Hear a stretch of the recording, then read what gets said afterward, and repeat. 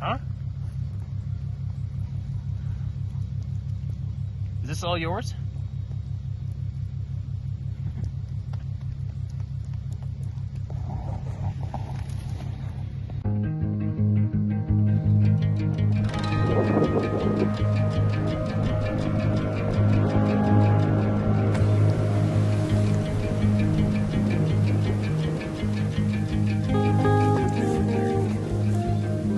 Huh? Now I wait to see what the hell we're doing.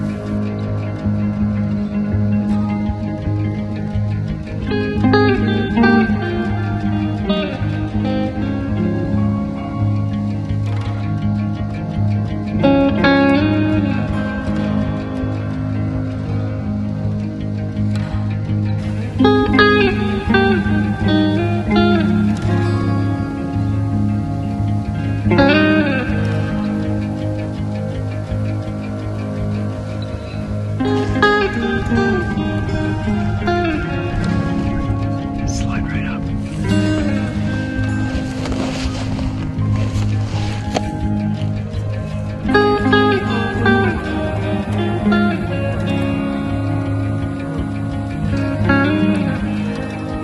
It's not the one we called up, is it?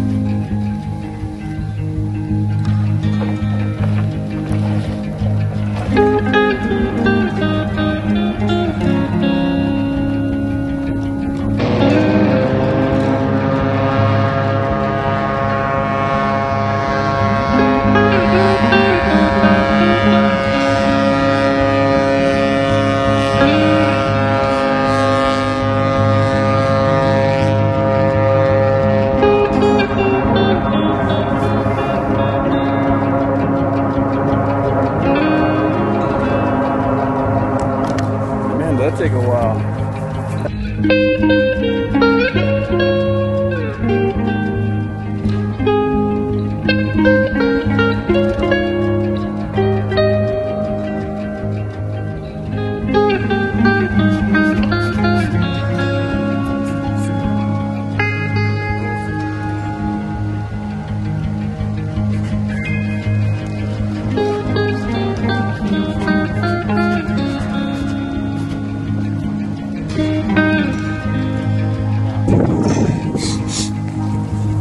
And this is how you come down.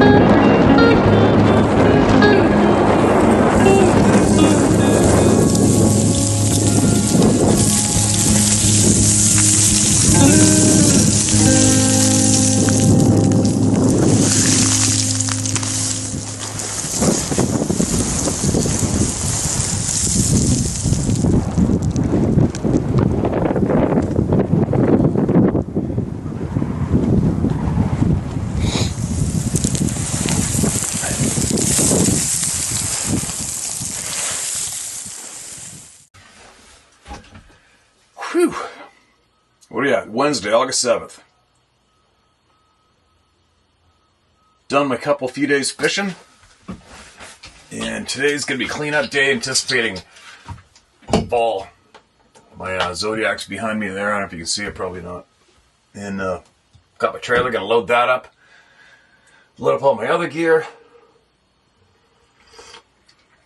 And haul it out of the water and all home today. Get the boat cleaned up. Time's frickin' flying. There's 3 weeks left until going up north. And that is going to go in a snap of a finger, right? A lot going on in the world today. A lot. All I've been doing is working. I've been very antisocial. I don't even look at my phone. That's usually the way it goes with me. My friends know. They get me. I just appear to resurface every once in a while socially. Now, kick back, get a little comfy here, and see what we can learn today and who needs to be heard. Where were we? Alright, what do we got here?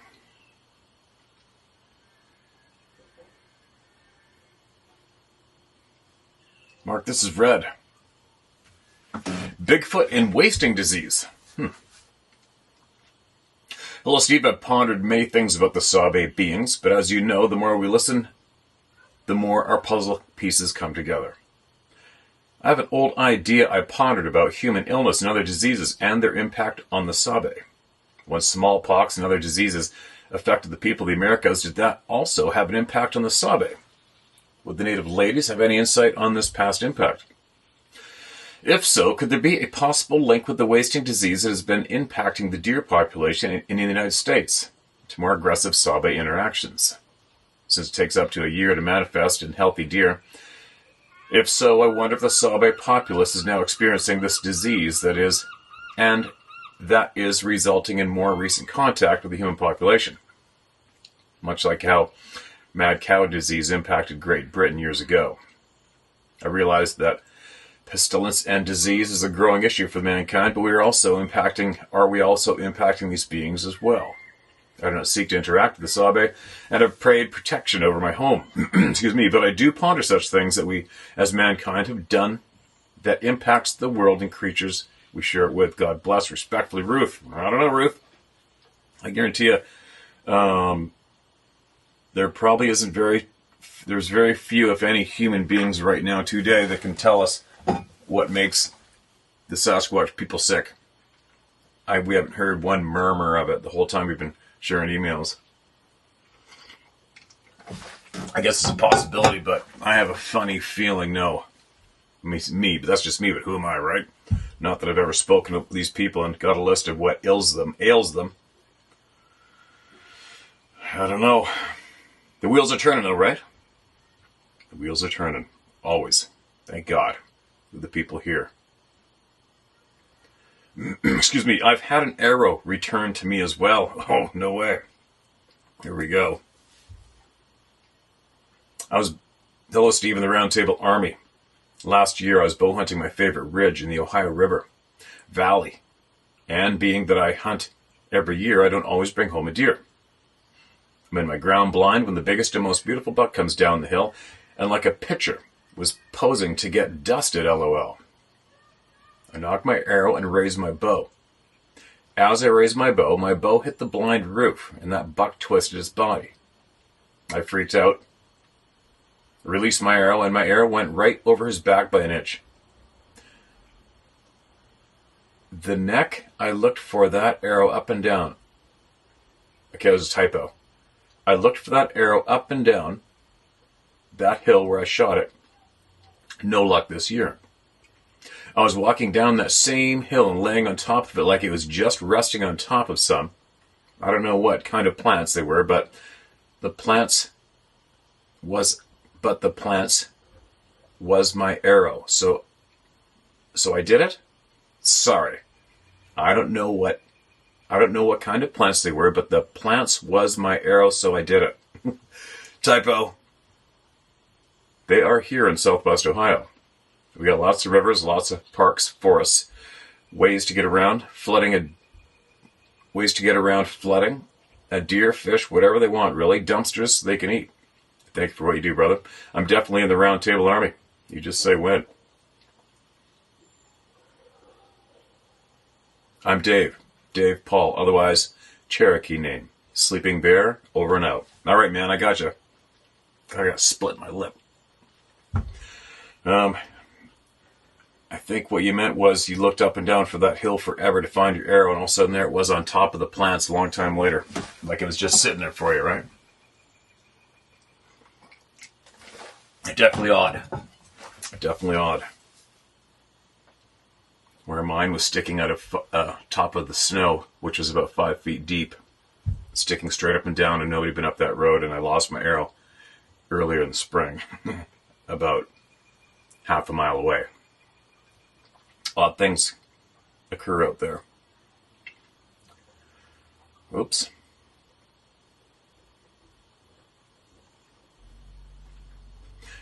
Childhood and adult experiences. Trauma work opens doors. Well, this looks like a real long email. What's this about? All right, here we go. Here we go. Hi, Steve. Let me first start this email out by expressing my gratitude for you and this platform. For those of us who've had experiences, this is a safe space to be heard and come together as supportive club. There truly is no return to the same reality from an experience. No, there isn't. However, this email is about to provide an example how these experiences can be repressed, blocked out, and disassociated from, where only trauma work with a professional can help unlock these experiences. I wrote once before, perhaps a month back, to try to rip the Band-Aid off talking about this publicly. As I sat down to write my experiences going back to young adulthood, I began to doubt myself more and more and allowing myself to trust the process of opening up to others. The more I began to type out each moment, as I recalled it in my mind, I found myself wanting to hide once again, scared for my safety to a degree that I've never experienced in any other form through life so far. I don't wish harm to anyone, but going through painful experiences seems to be what I signed up for in this life. And the trauma work of navigating each experience has given me a stronger foothold to stand firm and speak out. Good news.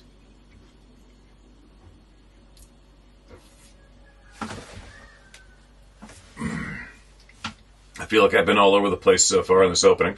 My mind is racing and jumping from point to point in my head. Please bear with me as I push through this email, as I continue to get up and sit back down to write it. I'm currently on day 3 of trying to capture into words what it was that truly happened so many years ago.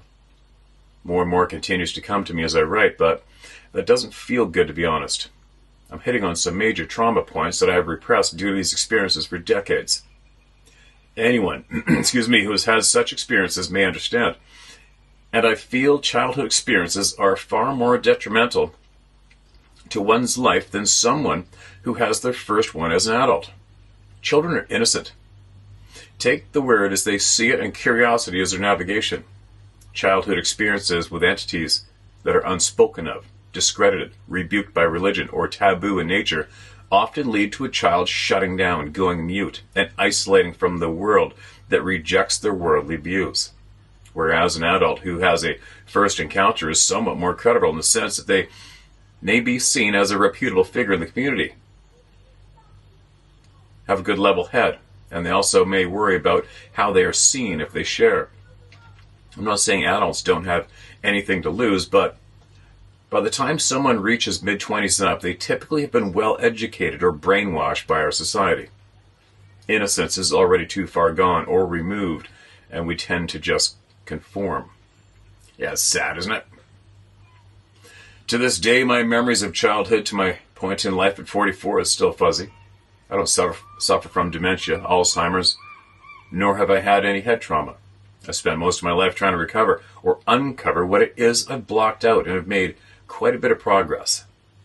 In the following paragraphs, I will share a handful of experiences I've had as I recall them happening. Most of my experiences happened between the ages of 9 and 15 when I would attend a summer camp in Iowa around the Boone/Altoona area. I've always been a curious kid when it comes to the outdoors, constantly looking down at the ground to go look for tracks, insects, poop, or any other signs of life. I would often get into trouble on hikes with others because I couldn't keep up with the group. I'd be behind looking at scratches on trees, hair clumps in the ground, or caught in the foliage, bones scattered about, or even just finding frogs in the nearby pond. I recently learned that I am ADHD, autistic, and this explains so much about me, specifically around being so hyper-fixated with nature and being alone. I would go into the woods alone for exploration while at this camp, mind you. This was the late 80s and early 90s, so there wasn't the fear of the world that we have today. No electronics, no for kids to be distracted from nature, and no many predatory animals in this part of Iowa to be overly concerned about. My first experience was by a small pond just off the trail from the campsite. I was out earshot from anything that was happening with the other kids or activities happening, but could hear cows and chickens from a farm not too far away. There was some comfort knowing that I wasn't completely alone. But I was never really concerned about being alone. I rather enjoyed it. I remember walking around the pond's edge looking for footprints or anything that could be visiting. I knew a water source was important for all living things, so something would have to come visit if it was living there. These boats, motors sure travel, sound. On opposite ends of the pond opened up to small streams. One would feed into the pond, another was moving out of it down the valley. I was walking toward the portion that fed into the pond, watching the small minnows and bullfrog egg sacs in the water, poking with a stick here and there. I had never followed the stream up before, but thought it was a good idea. Fun new experience. It wasn't terribly deep, maybe up to my thighs, which, looking back, was 2 to 3 feet, and at most ranging from 8 to 15 feet across. As I worked my way up the stream, I found an open patch in the thick grass that looked like a homeless person, maybe camping or living there. It was really rustic. No signs of modern equipment, electronics, or living accommodations like a tent or grill. Rather, what I found was matted down grass, odd designs and sticks folded over on themselves like a small fort. I thought this was actually really cool and started thinking of ways I could make one myself. Maybe live in one someday. One sec, wait for the boat to go by. Oops. Little minor interruption. My imagination was lit up, and this may have been the last moment I lived my life as an innocent thinking child. I spent no more than a few minutes looking around this matted down space when it felt like time stopped.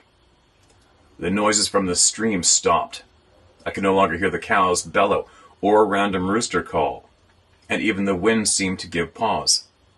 I immediately had this urge to poop. It was as though my bowels just surrendered and I had no control.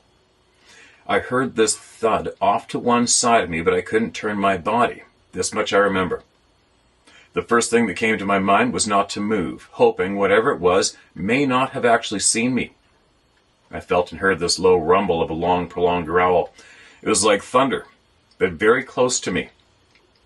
I could even feel it inside of my body, and realized I had peed myself. On the other side of me, which would have been across the stream some 20 to 30 yards away, I heard a yip yip, or a whoop whoop, something I hadn't heard before. The sounds didn't carry as much as the low growl, and it blended into what I felt like talking. I couldn't talk.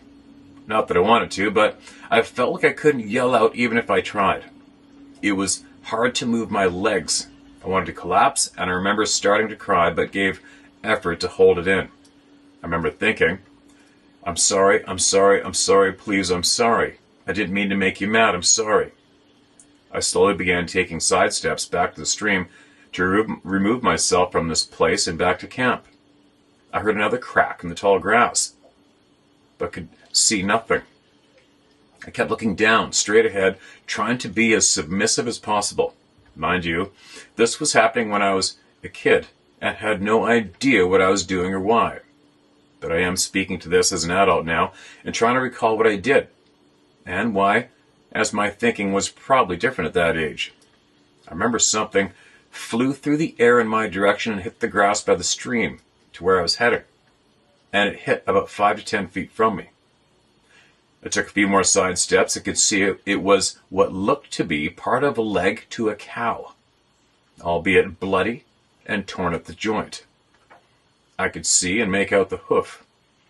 By that time, I stopped thinking and started reacting by moving with greater urgency to get out of there. I got to the stream and noticed it was muddied and bloody, which came from whatever was happening further upstream that I didn't look back to get more details.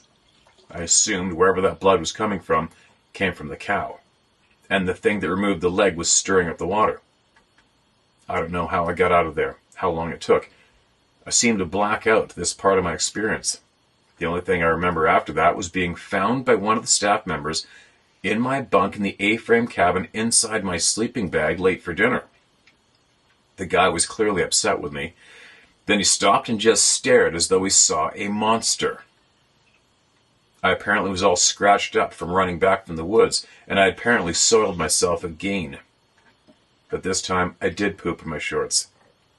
I remember being questioned for a very long time by the staff after I got cleaned up, and remember feeling shamed for releasing my bowels, as a big kid shouldn't be doing that. All I could say was that I didn't remember anything and shut down. I couldn't speak. I couldn't speak to anything that just happened, as none of that was ever supposed to be real. I had new experiences that I never felt. So how does someone explain it, let alone a kid?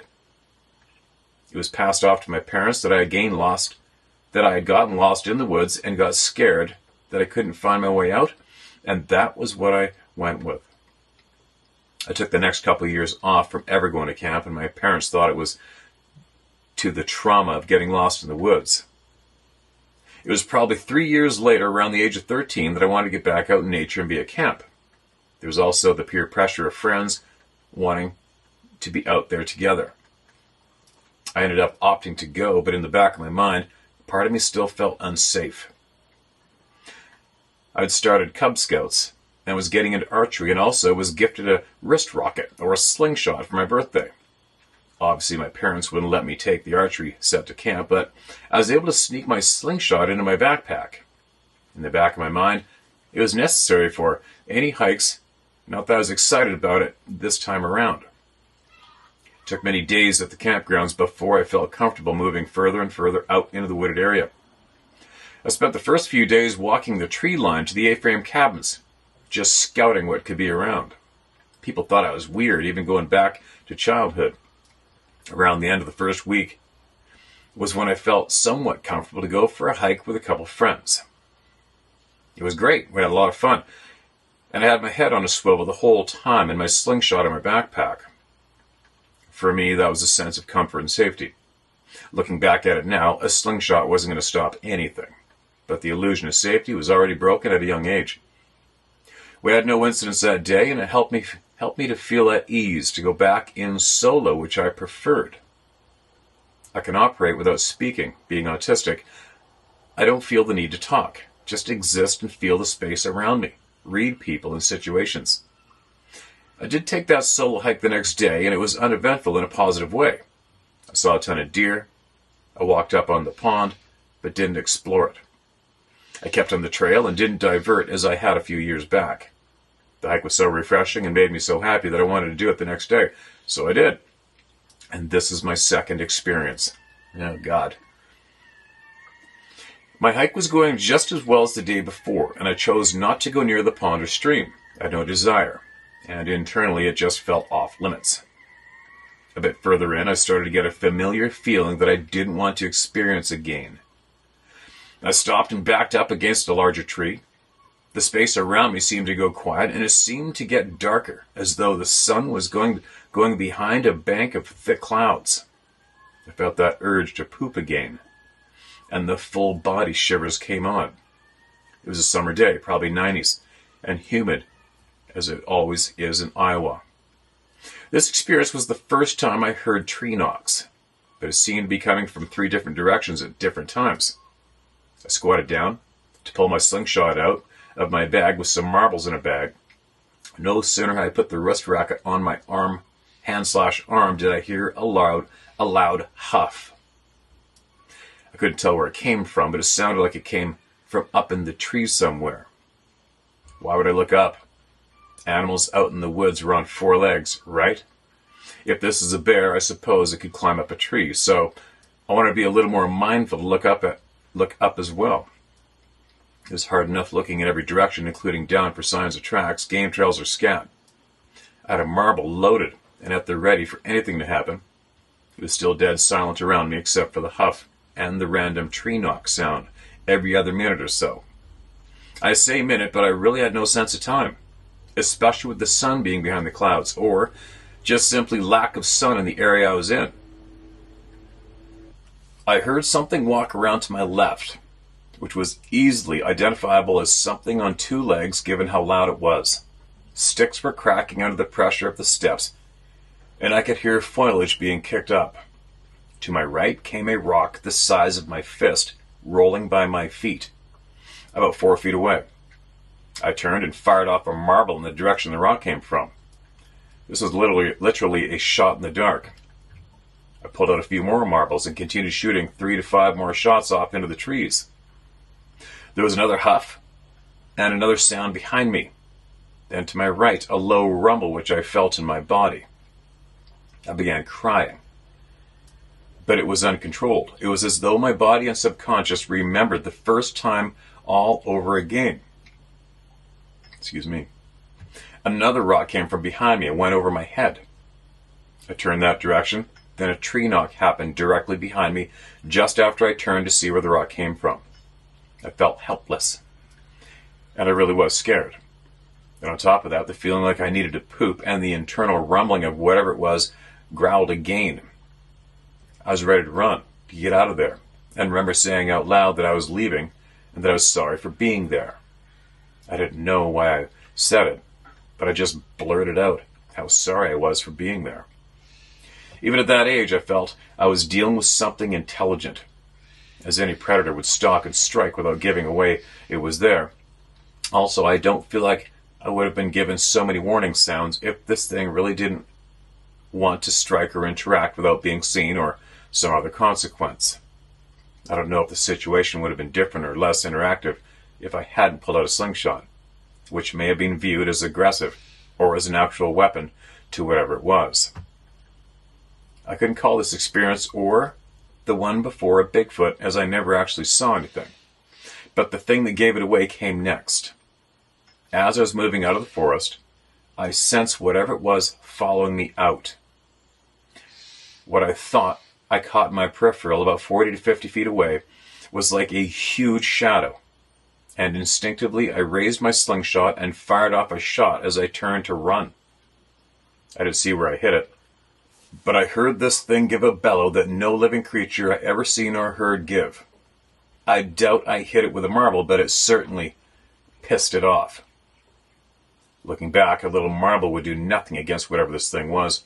I'd only ever taken out birds and squirrels, but it was my safety blanket that day. Perhaps the oddest thing from that day, and still haunts me today, is what happened when I got back to my sleeping bag in A-frame number 1 that evening. Sitting on top of my sleeping bag were 3 of my marbles. Marbles that I know I didn't leave there, as they were in a little bag inside of my backpack.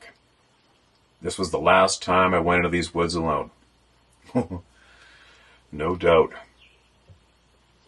It took me another few years to go back into the woods after that, and the last time I went into those Iowa woods, it was with my best friend. Neither one of us had been back.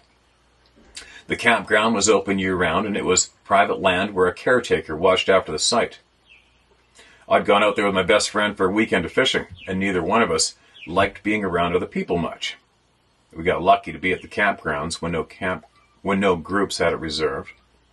And after talking with the caretaker of the grounds, they had no issue with us being there as long as we didn't enter any of the A-frames, dinner hall, or other buildings. This wasn't a problem. We had tents. I never brought up or mentioned anything that happened to me out there with him. I talked about the trail that I used quite a bit and knew it like the back of my hand, and we planned to go on a long hike the next day. I remember we both slept in until around 10 a.m. Neither one of us were morning people. We had some cereal and packed our backpacks for a hike.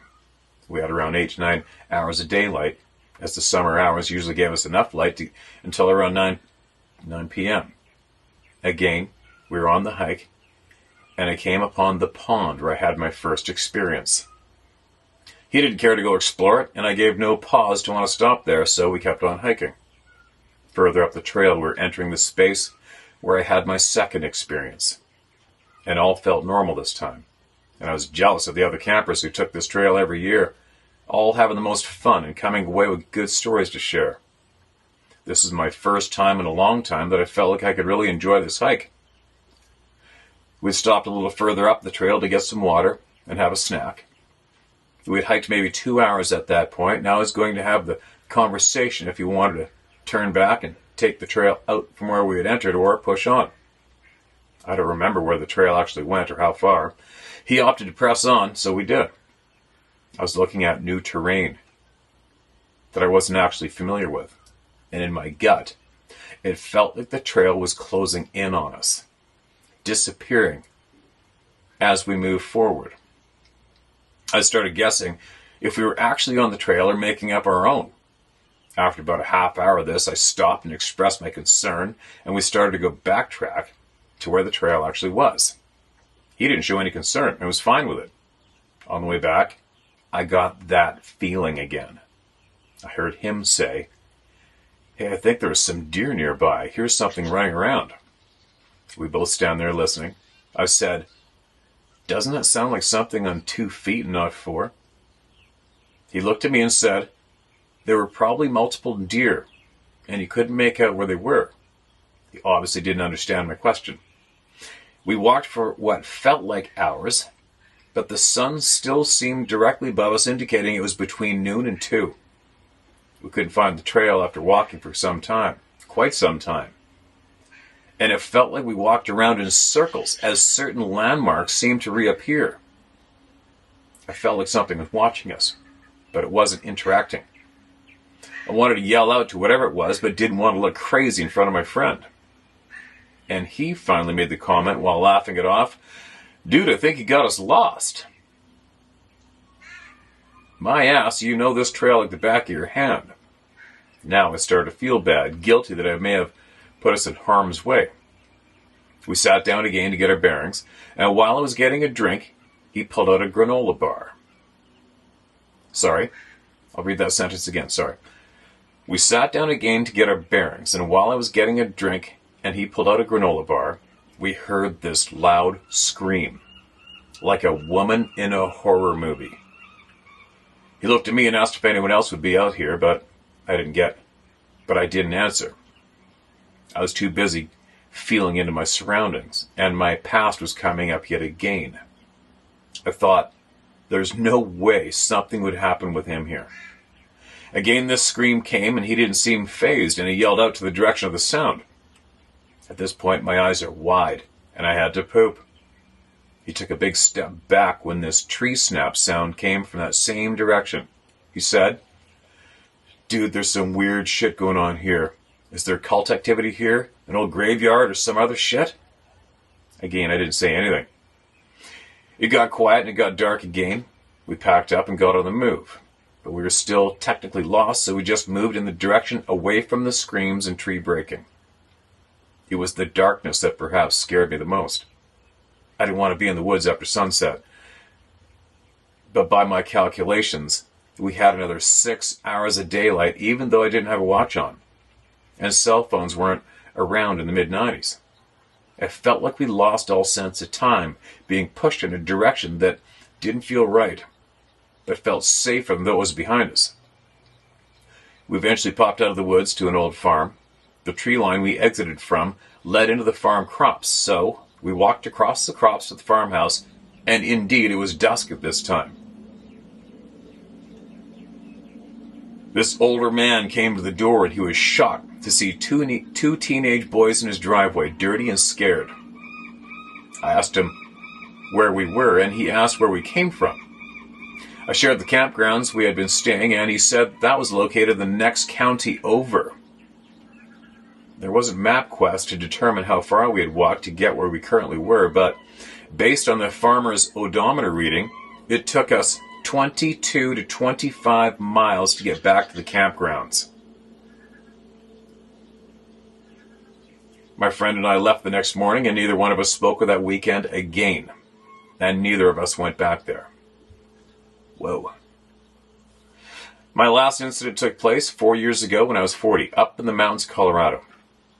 I was in an area called Grand Lake, and I found the Colorado mountains to be safe. Never had any experience like I had had in Iowa. I moved to Colorado 20 years ago when I was 24, and have been in nature a lot This experience had no direct interaction, but what I found has left me questioning the existence of Bigfoot to a larger degree. I've always believed, but there is a huge difference in believing and actually seeing one. I think that's quite true. I'm not sure if I could actually handle that, or maybe that I could put to bed all the previous incidents I've had since childhood. Again, I was walking along the edge of a huge pond. I was finding tracks from elk, moose, raccoons, and birds. And at one location, I found a huge indentation in the soft sand, soil, rocky mix, with a second indentation next to it. The only way I could describe it was someone with massive boobs going chest first into snow to leave an imprint. There was no detail to these massively broad indentations, but I could make out that the smaller indentation next to it was clearly a hand, but not a hand that was spread out. The hand was balled up with the thumb inside. The hand was balled up with the thumb out to the side, not tucked inside the fingers, each folded finger was the size of 2 to 3 of my own, and the thumb indentation was massive. I stood up and took 4 steps back to get a view, further back to get a grasp on what I was actually looking at. What appeared to be 2 massive boob imprints in the soil would have been knees, as though whatever this was sitting on his haunches. Left arm rested in the soil next to it, and maybe using its right hand to reach out into the water and get a drink.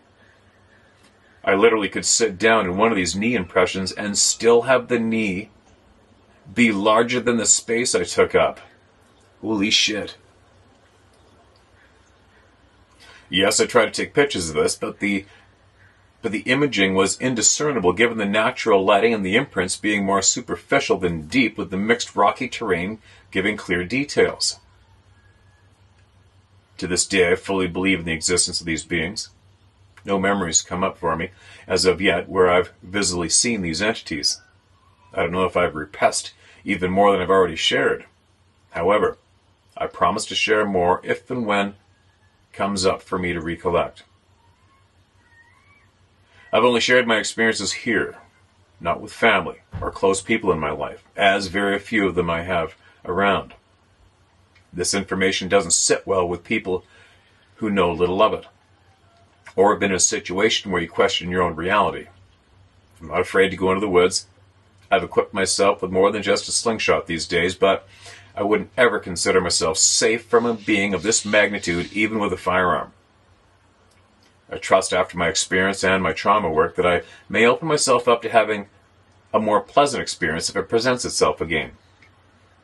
I believe these entities can read our energy markers, know if we are open to seeing them, know if we are scared, know if we are in danger, and ultimately, they decide how much they interact.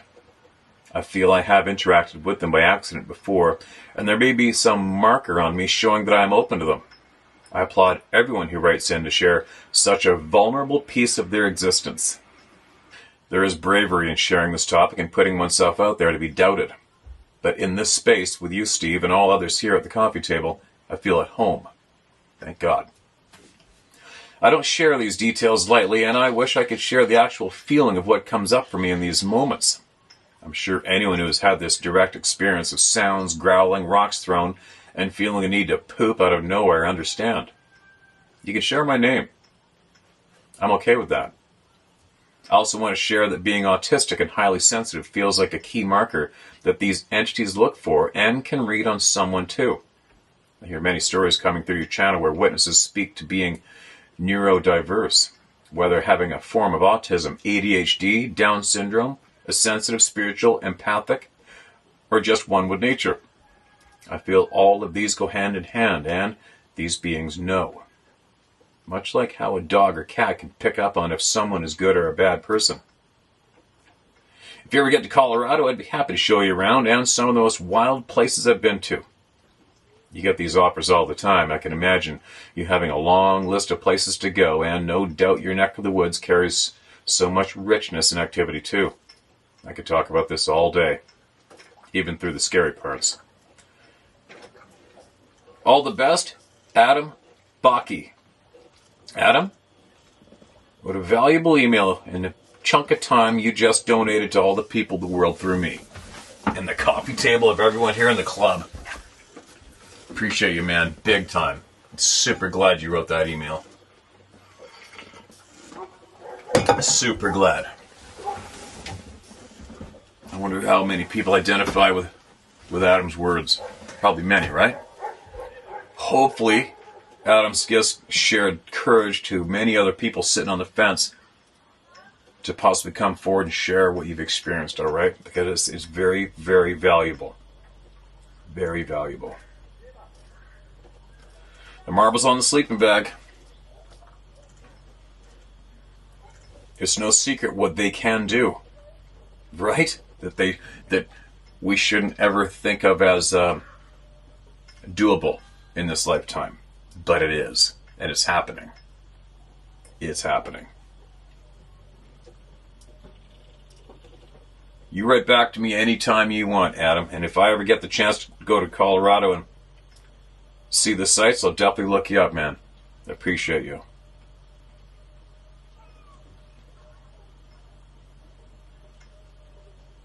Here's another email.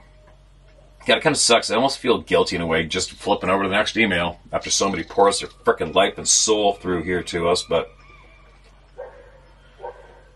we're going to get everybody heard, right? We're going to get everybody heard. No matter what. Word for word. This next one's titled, Hit My Truck. First of all, I want to say I really enjoy your channel, but it does make me question a few strange things that happened to me years ago. It was around January 1995. I was in my early 20s, and I took a girlfriend riding way back into the woods to do what 20-year-olds do way back in the woods. Would have been parked with the truck off for about 15 minutes. It was about 10 p.m. and zero moonlight. And the sound that scared the shit out of me was something large knocking the hell out of my receiver hitch. It didn't hit my truck bed. It didn't hit the tailgate. It nailed the receiver insert sticking out. Anybody that has ever done the same thing will never forget that sound. I immediately stepped on my brake pedal to light up the rear of my truck, and I didn't see a thing. I cranked my truck up, turned on the lights, and pulled up, thinking, damn it, somebody's hiding behind my truck, because I didn't see anything run off. My truck was a four-wheel drive half-ton, and whatever hit the hitch shook it more than a person ever could. It hit so hard, I could tell it came from the driver's side. Back then, I kept my 30-06 in the truck, along with my .22 pistol I used for trapping. The first thing I thought was, whatever just shook this truck will get shot through the door, because this guy ain't getting out. I gave up on ever repeating the story because all you hear, the same stupid shit. That didn't happen. Somebody's screwing with you, etc. F them. If it wasn't weird, I wouldn't be thinking about it 25 years later. Amen. I hate to be a giant puss, but I'd rather not use my name. Not because I care what so many people think, but I'd rather my wife not ask me. Who was the chick? That's funny, man. Let me read that one more time. Sorry. Let me read that sentence one more time. I hate to be a giant puss, but I'd rather not use my name, not because I care what so many people think, but I'd rather my wife not ask me, who was the chick, for the rest of my life. Thanks for what you're doing. Okay, man, I got you. No name shared. I'll spare you the torture. You imagine that impact? Right? Imagine that impact. Substantial enough to 25 years later need to write about it. And it's just something hitting your frickin' receiver hitch. But not really, right? Yeah, that must have hurt. The shin. Or what? Or maybe even just the ankle. On the top of the ankle of whoever smoked it. What do we got? I gotta squeak in one more here. This is titled Experience. Hello, Steve. My name is Dominic Fernasio. Don't worry, my last name has been butchered many times. I'd like to share a couple of things with you. I've told this to just family and a couple of friends in the past year. My parents bought some land in Hamden, New York, and my dad started to hunt on it. Now, my parents were born in Italy and left in their late teens, so they have no clue about Bigfoot. They come from poor farms. They came from poor farms. I was 12 years old. I started hunting when I was 10 with my dad, and one day, early December 1979, I had a half a day of school, and I convinced my dad to go upstate to hunt for the day and skip school, and we did. Left early morning. We have some acres and still do. It was a beautiful day. Sunny, not too cold for December. Very little breeze. We went out early and had no luck. Didn't see a thing. So, later on, we decided to still hunt. Walk up the mountain from the south and into this light northwest breeze. But like a ninja. This area we're in is full of hardwoods and fallen trees and steep slopes. So, while still hunting into this breeze, my dad to my left about 25 feet, he has his 30-30 Marlin, I have nothing. And we're pretty high up. And all of a sudden, a low roar. Long and extremely deep. Like an open E string on a bass guitar through a loud amp. We freeze. My dad looking up at me and me looking down at him. We stayed silent for a few seconds. This roar came from my side. My dad first to speak. What the F was that? And not in English. He didn't look scared. He experienced World War II, so not easy to spook him. I moved my eyes first and then my head to see anything horizontal, but didn't see nothing. And I spoke. Dad, there's no moose up here, no cows up here, and if a bear, it wouldn't do that. It would be long gone. So he just kept on looking at me and beyond me, and I just did the same to him. A few seconds felt like a day. He then says, "This gun ain't gonna kill it." I didn't move. Then I said, "Well, let's head back down slowly." I wasn't scared. I didn't have Bigfoot on my mind. I just thought it was a California thing. Like I said, my dad never heard of it. Later on that week, I came home from school and my father calls me from the basement. "Here, look at this. 444 Marlin. This'll take care of that animal." I was, "Okay, great," to myself. You can't hunt deer with that. It'll destroy it. Fast forward, my dad passes 2012. Now, we never talked about that day, ever. 2014, my sister decides to get her hunting license. And go up with me. Same year, I took her up bow season. I'd rather do bow. First morning up, she stayed in the barn, and I was in my blind. Some nice, beautiful day. Same nice, beautiful day. And boom. That same effing roar from when I was a kid. I was like, F this. I slowly got out of my blind and slowly walked back to the barn. Saw absolutely nothing. Asked my sister if she heard anything, and she said nope. I kept quiet about it. Crazy. 2 years later, I brought my son up. He was 14 at the time, and at night I'd build a fire and just look at it with a cold beer. There's no one living near my property within a half a mile, so I have the fire going. And it's 9:30 p.m., quiet, very. And at the end of our driveway, approximately 150 feet, we hear a loud whoop. In my head, I was, "Are you effing kidding me?" I tell my son, "Don't move." I reached into the door of the barn, grabbed the 12 gauge and LED flashlight. I tell him, if we see eye shine near the ground, we're okay. If it's above my height, we're leaving. Didn't see anything. That was all that night. The following night, we did the same thing. Hung around the fire, just relaxing. Then we hear an owl hooting. I was, nice. Then I hear another from a different direction. Now my mind is wigging out. These two were communicating? I wasn't sure, but it didn't sound right. I've been hunting the same property and others a long time, and I haven't experienced nothing like this. I know I didn't see anything, but the roar I heard that day when I was 12 is forever in my brain, and the feeling that roar made was indiscernible. Whatever that was, I think we busted it, but didn't know it because we couldn't see it. And we were moving into the wind, and we got too close.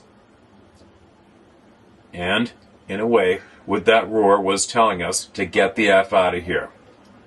I don't know if I want to see one, but I tell you this. When I bow hunt, scout, and rifle hunt, I bring a Glock and 2 clips. F that. Be safe and thank you, Dom. Whew. Pretty intense, Dom. Glad you're here. Obviously, if you've been here for a while, you know you're not alone, right? Absolute patterns in everything you shared. Anyway. Oh, here comes a buddy of mine over here to the next dock tying up. I'm probably going to have to go. I'll be back in a couple minutes. Excuse me. And there you go.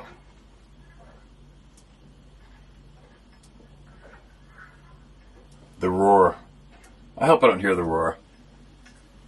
But I do hope, if I do ever hear the roar, I hope it's not with Sarah with me up north in the next couple weeks. That would be too cool. Although she knows what's up. Anyway, not too much commentary today. I gotta get moving. My friends are right here. With all their fish unloading the dock. People are coming down. But I will share one little tidbit. So there's a real cool native girl in the community here, works at the store, and she told me about seeing one of these people on the side of the river where I steelhead fish. I think a couple times. Anyways, I was showing her this video that I have on my phone when I was at the store yesterday. And she said that she's seen a craft in the sky twice on this logging road. And she got video of it with her phone. I think she said she put it on her Facebook, which I'm going to have to go looking for, I guess. But I'm like, no way. She goes, yeah. It was in the dark. She said it was right at the top of the trees, right over the road. And she turned her car off and shut the lights off. And she could see like lights going around underneath it. So it was big, just sitting there, not making a sound. And she said she got video of it. And then another time at 5 in the morning, super dark, driving back into the, town, where she was doing, going to work, and saw it again over top of the road. She said when she shut her lights off and car down, it shut its lights off and disappeared. Whoa, right? Isn't it weird how all this stuff goes on in the same zones? The Sasquatch, people sightings, and crafts in the sky. It's quite common, right? Not saying they're directly linked, but it just adds to all the missing puzzle pieces that we're trying to find, right? Anyway. There we go. I'm going to get moving. Back home, back in the cave, and keep getting all of our hunting equipment and stuff ready to go up north. And I'll be bringing the internet up there with me. Be sharing from the middle of nowhere again, thank God. And I like what now too. I heard somebody told me the other day on the boat that Elon Musk is coming out with a cell phone that works with the Starlink. Apparently it's going to be much cheaper and more private than all these nasty things. I don't know anything about it. First I heard just the other day, so I'm going to look into that. Anybody else know about that? If you do, say something about it in the comment section below. There's going to be other people interested in that, and apparently you'll be able to use that sucker anywhere. Right? How handy is that? Alright, I'll be back shortly. Anything else you're curious about with this channel, the Club of No Return, is going to be in the video description below. Alright? I'll be back tomorrow. I think. Well, who's in heaven? Huh? Who's in heaven?